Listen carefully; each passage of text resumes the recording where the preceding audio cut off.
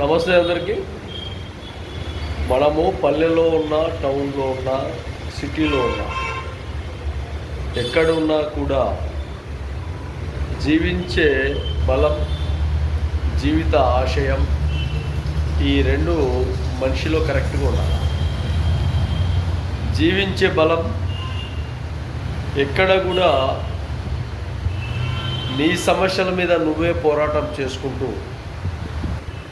ప్రతిరోజు నెగ్గుకుంటూ ముందుకెళ్ళే బలం నువ్వే.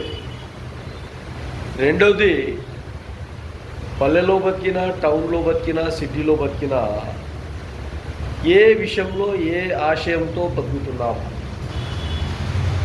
సంసారం కోసమా? భార్యాభర్తల బంధం కోసమా? భార్యాభర్తల సంసార బంధం కోసమా?